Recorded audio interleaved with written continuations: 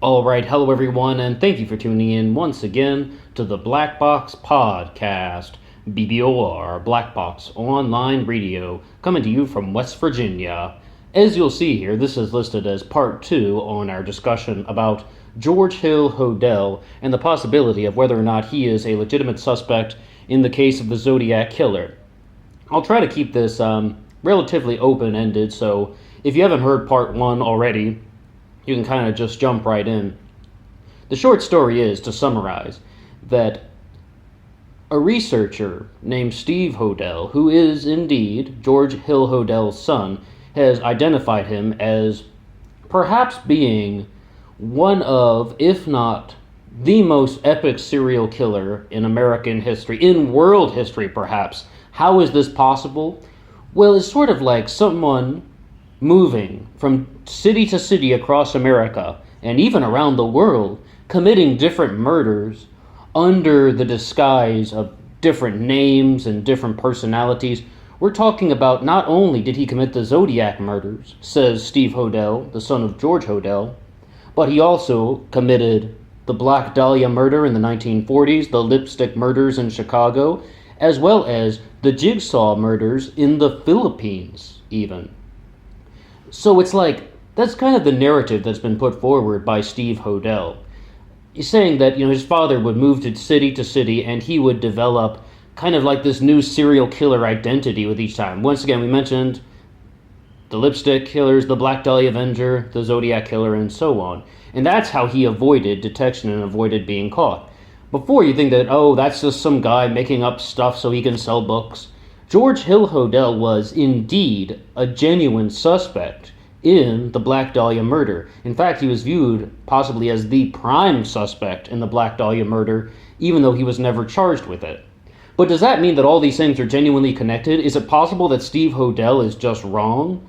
Well, in part 1, we mentioned how I came across first something saying that a teacher in France had claimed to have solved the Zodiac mystery, uncovered the Zodiac Killer's identity by revealing the meaning of a very particular Celtic symbol, showing how each part has its own letter sound, and the letters actually spell out Hodel, albeit in reverse, but it's spelling out the letters Hodel, Hodel.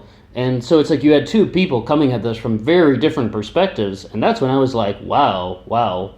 And that kind of got me learning more about George Hill Hodel. Okay, though, what are we dealing with, though? How's this stuff related to the Zodiac Killer? In part 1, I said my biggest challenge was Elizabeth Short, the victim in the Black Dahlia case, was cut in half without any use of a surgical saw, right? She was bisected. And if you listen to Steve Hodel talk, you'll probably hear him say between the second and third lumbar vertebrae. He says that phrase over and over again. It's like the Black Dahlia was bisected, cut in half, without damaging any of the organs, going through the cartilage in the second and third lumbar vertebrae. So meaning that someone had intense surgical knowledge. The thing with George Hill Hodel was, yes, he was medical school graduate, right? And yes, he had studied that stuff. He also worked as a journalist, though, and I believe at the time of the Black Dahlia, he was working as a journalist. I mean, he had a very unstable life. I mean, he was even accused of, there was an incest trial going on, accused of sexually assaulting his daughter. I mean, some very nasty stuff that it surrounds the life of George Hodel. He definitely does not sound like a good actor in life. Okay, but medical knowledge is greatly required. And my biggest challenge was, where is that in the Zodiac Killer mystery? Because in the lipstick murders in Chicago, you also have something very similar. It was a child, actually, that was cut in half. Once again, the second, third lumbar vertebrae were severed. It was bisected. George Hodel even fled America multiple times, going to the Philippines. And in the Philippines, that's where we have the jigsaw killings. Something that was new to me. I hadn't heard of this one before. When I hear the jigsaw murders, I either think about the film series Saw or the killer Stephen Marshall from the United Kingdom. I guess this name gets used very frequently. But you had the same thing going on in the Philippines. A girl was, once again, cut in half, bisected. You get the idea. Now, the Zodiac Killer. What is going on with that? Were any of the Zodiac victims cut in half with surgical skill? If that's this guy's signature, I mean, like, for me, that's just like, holy crap. You know, you just kind of want to shout at the screen when you're hearing somebody talk, where you're like, where's that in the Zodiac Killer mystery? And, you know, I've been looking into this theory a little bit more, listening to Steve Hodel, listening to other people discuss this on, you know, various shows and platforms. What they're saying is just by the 1960s, we're talking 1968, right? 1969, the time of the Zodiac activity, George Hill Hodel would have been too old to have committed to have performed those type of surgical feats. He would have been in his 60s at the time, and he would have no longer had the ability to perform surgery like that on someone. That's why we don't see that stuff with the Zodiac Killer. Okay? I mean, that's the explanation that's been provided. What can we say about that, though? Dealing with a man in his 60s, some people age really well, right? You know, you meet somebody and they tell you that they're 77 years old, and you're like, holy crap. You don't look a day over 51 or something like that.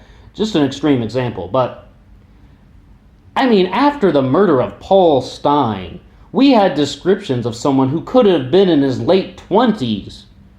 There certainly are not descriptions of any sort of 60-year-old man, 55-year-old man walking down the street after the Paul Stine murder. And a lot of people have really speculated that they do think that this is somebody who is much closer to age 30 than to age 60. So that definitely is not working in favor of George Hill Hodel being the Zodiac Killer. Now, one of the things, though, with this Steve Hodel stuff, talking about his father once again, is that he also says that his father was obsessed with surrealist art, and it even impacted his view on reality. And that's one of the reasons why the Black Dahlia murder took place, why she was mutilated in that particular fashion. He believes he was actually trying to recreate a piece of surrealist art called The Minotaur, which features a woman naked and her... long story short, she's posed in a way that looks like the Minotaur from Greek mythology. I mean, that's the nutshell version. Okay, so, where's all this surrealist art in the Zodiac killings? Yeah, you have things like the ciphers, the hood, the Zodiac symbol, but that's not with the victims. The victims were tied up, shot, stabbed. That doesn't sound like anyone who has surrealist art influencing their life. Not to mention the murder of Paul Stine, once again, shooting a taxi driver. That doesn't really sound like someone who is dealing with a lot of surrealist art that is impacting their life. And talking about a guy that would have been in his 60s.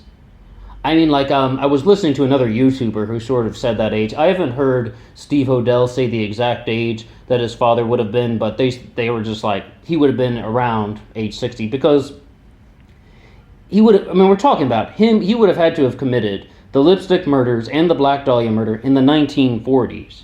And I was even reading on a blog where someone's like, talking about Steve Hodel, saying, hey, I believe this guy when he says his father murdered the Black Dahlia. What, his father's like the Black Dahlia Avenger, he murdered Elizabeth Short. That could very well be true, but to tie that into the Zodiac case, that's a little bit much. I mean, that's a little bit of a stretch. I do have to insist, though, if you got these other murders going on where somebody is bisected, I mean, like where someone is cut in half completely, the chest and torso, that's completely separated from the hips and legs, that stuff is just not present in the Zodiac killings.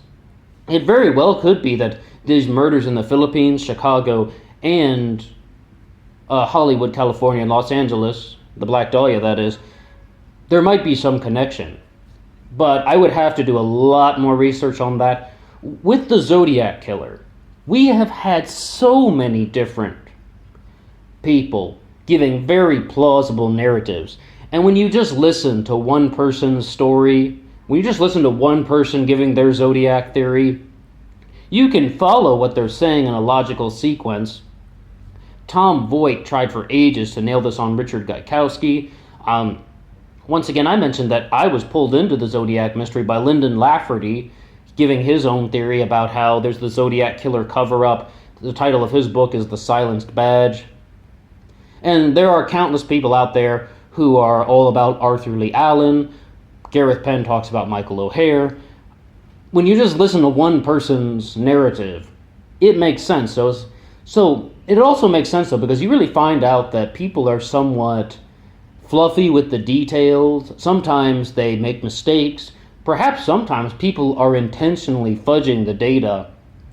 When it comes to some of the Richard Gaikowski stuff that was mentioned by Tom Voigt, and just by the internet in general, I was on ZodiacKillerFacts.com, and they wrote this very interesting piece. I would give a shout out to the writer, but it was done like anonymously. It just says it's by the administrator, where they're saying that like so many of the details surrounding the Richard Gaikowski case are just incorrect. Like, he put out a newspaper that was folded into thirds the day after the Zodiac Killer mailed 3 letters.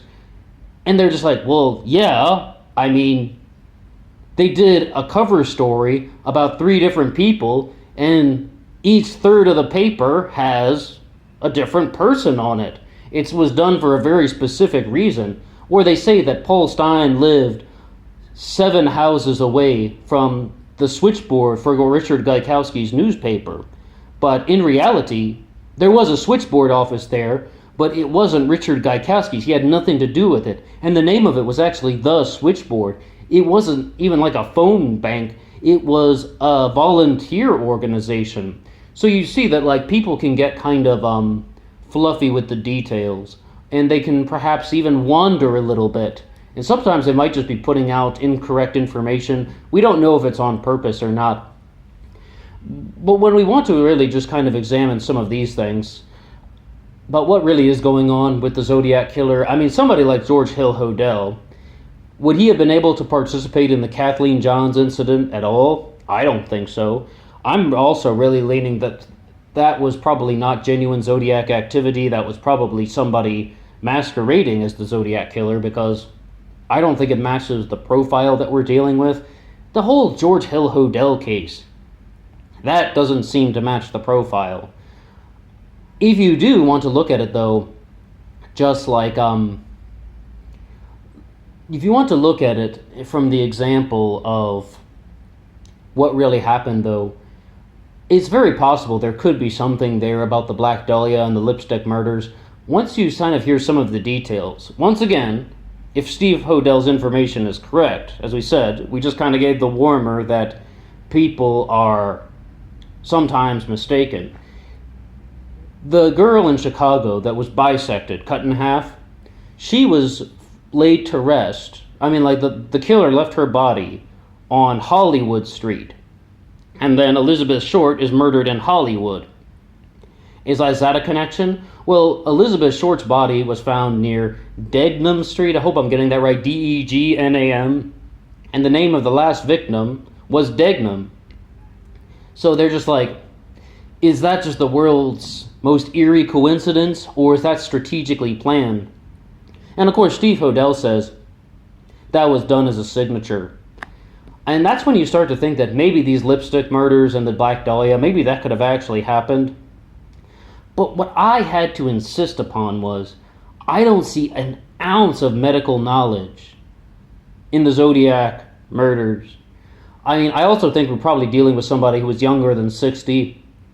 Other people have even written to me about potential suspects in their 50s, like even the tar box confession. We talked about that. Relates to a man in his 50s who was a merchant marine. I mean, that would be pushing it. Also, I don't really believe there are a lot of physical similarities to George Hill Hodel and the sketch. He has quite different facial features if you're going to examine things like the lips, the jawline, and the nose and such. It's rather different. So this is actually really highly unlikely. Maybe we can do something on the Black Dahlia in the future, but I am a novice on that case. I'm just, I would really need to spend a lot of time learning about that one before I can do an upload.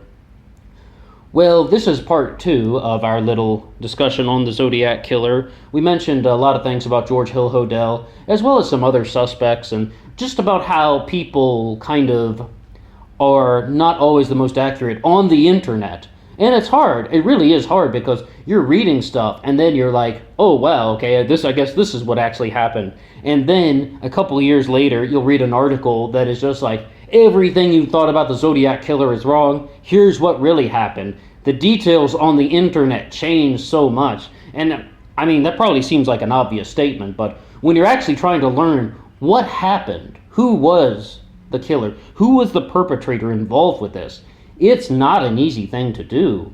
And sometimes it's a little bit frustrating, but we can just try our best and also just evaluate the information. Okay, well, what do you think? Do you have anything to say at all about the George Hill Hodel case? Thank you for listening to part 2, and until next time.